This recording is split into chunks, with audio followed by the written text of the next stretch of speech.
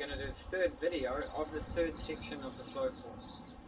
So the last position we got to was number 7 in the last video in the third section. This video we're going to work 8, 9, 10, 11. The movements 8, 9, 10, 11, which will be the second separate legs. Okay. Let's go through the position where we got to last time. So from the single whip, start of third section. 1, 2, 3, turn, 4, 5, 6, up and turn, 7.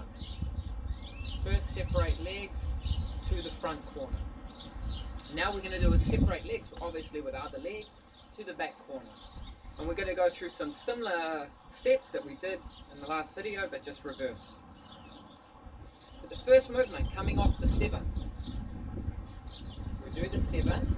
Now we're going to do 8, which is quite obvious. But to do that, we're still going to face the front corner. There's going to be no turning. We relax the left leg to lower the right leg. And as we do that, the hands are going to come down to the kwa. Okay, so they come down to the kwa in a circular way. 7, down and open. 8. Okay, so this is our 8th position. This is like the 4th position.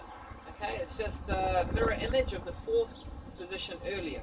So we're going from 7 to 8 with the opening. Remember the big hug. Okay, 7, open, 8. It's just still facing the corner, nice and open, weight in the right leg, facing forward. The important thing here is we don't need to go too far forward. 7, we don't need to make your step so big. Just soften it and try and lead with the back leg softening to draw yourself down into position. And that's your 8. If I do it toward you, so I'll be going toward this corner. 7, soften, hands in, 8. Nice, circular, easy movement, facing the corner. Now you can see we're going left, right again. Okay, that's going to happen. And if we look to the 7th paragraph in the San-Feng Taiji Classics, it follows very closely to the 6th paragraph, what we just explained in the last video. The 7th one says, if there is up, there must be down. If there's forwards, there must be backwards. If there is left, there must be right. If the mind has an upward intention, simultaneously it must have a downward intention. Yeah, so think about that. Think about that. I mean, to keep your center, you don't pull off it by only going one way. Yeah, I don't want to say too much about it. I want you to think about it. And here we're going left and right a lot. We're really going a lot. So let's go back to 7. 7. Open, 8. Now we're going to do the press for the 9. Just the opposite of what you did last time. So we're going to the left corner, the back corner. Press. So now it's the right hand coming into the left hand. Boom, coming in. And remember when you do the press, the elbows feel heavy. So the elbows aren't up. They're heavy. Boom. So then you get the power of the whole torso, the whole back. If they're up, if the elbows sit too high, you may get power to the shoulder, but if your shoulder is not connected to the torso, it's limited. It's limited. With Tai Chi, you develop whole body power, whole body connection. This is why the elbows must be down. Not collapsed, but down. Hanging, heavy. Let's try that again. 7, 8, 9. The press. Then the 10. Okay, so we step back with the right leg. It's going to be opposite of what you did before. Left hand will come down, hands down. So left hand is closer to the body this time. Before it was right hand closer, this time left hand. And remember with the stepping that this foot is not all the way to the corner. So it's going to be a smaller step to allow us to come up and turn back. But you can see this is all going to be the same as what you did last time. 7, 8, 9, the press. 10, drawing down. Then you've got the up and turn. So the up and turn, remember opening up and turning with the hips. So you turn with the hips, so the hips will face completely to the back corner. Now if the foot is too far out, make sure it's a little bit less in, so it's easier to get that position. You want to be following your front hand, not the side wall. Follow the front. Okay? Try that again. 7, 8, 9, 10, up and turn. And now this time the left thumb will be in line with the left eye, facing toward the corner. Right hand going to the other corner. And then for the 11th posture, same as what you did with the opposite side. Second separate legs. Pivoting from the knees, pivoting from the elbows. I don't need to talk about that because we did that last time. So it's pretty much reciprocal of what we just did. Let's try from the 7th position. This time you will be my side wall.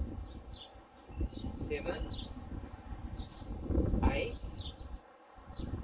9, 10, up and turn, 11. Okay, and through this whole movement, the hips stay level. You should already know this. Right throughout the whole form, your hips are staying level. They're not coming up or down. Yeah, you're not dancing. Some people look at this form and they think, it's just a dance. It's not a dance. Okay, you're doing a set of movements that involve the Taiji principles. These Taiji principles strengthen our body, it strengthens our physical structure, it develops our energy, it builds our energy if we're doing it in conjunction with the principles. You don't have to do the Tai Chi form to be doing Tai Chi. This is what my teacher always said to me. He said you can have one person doing one movement of the Tai Chi, but applying Tai Chi principles within it. They're doing Tai Chi. You can have other people that may know 5 different forms, but there's no principles in their movement. Can we really say they're actually doing Tai Chi? Tai Chi is not the form, it's the principles within. Okay, let's go through that again. From the start this time. From the start up to 11, third section. 1, 2, 3, turn, 4, 5, 6, up and turn, 7, open, 8, 9, 10, up and turn, 11. Okay, I'll do it facing you so you can see some of the differences that maybe you'll see. So 1 to the corner, front corner. 2, facing sidewall, first golden clock. 3, still facing sidewall, second golden clock. Turn to the corner, open, full opening to the back corner. 4, 5, the press, back to the corner. 6, watch the step. Turn to the corner, but the leg doesn't go all the way. Up and turn to face the front corner. 7, opening, softening the left leg, still facing corner. 8, 9, press to the corner, back corner. 10, watch the step, not too far. Up and turn, all the way to the back corner. 11. Okay, for a lot of people, this section of the form can be some of the most difficult.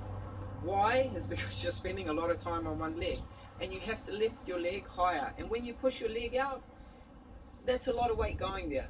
And so, if your center's not strong, you'll lose it. You'll fall over in these positions. So this helps develop your stabilization system. The deep stabilization system within the body is basically composed of the muscles, the smaller muscles that run alongside the spine, the diaphragm, and the pelvis area. Okay, the muscles in the pelvis area. And the deep stabilization system is, it works unconsciously. Okay, so it's not conscious how you can control this part of your body. When we're young, our stabilization system, as we start learning how to walk, is very strong. And that's why you can find in the kids, they're not using their arms or their legs so much. They're working more on the stabilization system. But as we get older, we start to bring more tension into our limbs to keep our body upright. We bring all this excess tension in. Particularly with the muscles or the ligaments, tendons that run over one or more joints. So we start to bring all this excess tension into the body. And as we do that, our stabilization system gets weaker and weaker and weaker because it's not used. Yet we're using all this tension to hold our body structure. What you're doing in Tai Chi is you're redeveloping this deep stabilization system. Because when you're in these postures, particularly in the flow form, where you're on one leg and you're required to be balanced, you're required to be calm and still, yet your joints, your body is open, you have to let go of all this excess tension within the body in different ways. You have to release it. And when you release it, it becomes even more difficult for the foot. There's more pressure going through the foot into the ground, more pressure on your thigh, okay? But this brings more control back to your deep stabilization system, so it starts to take over again, like when you're young.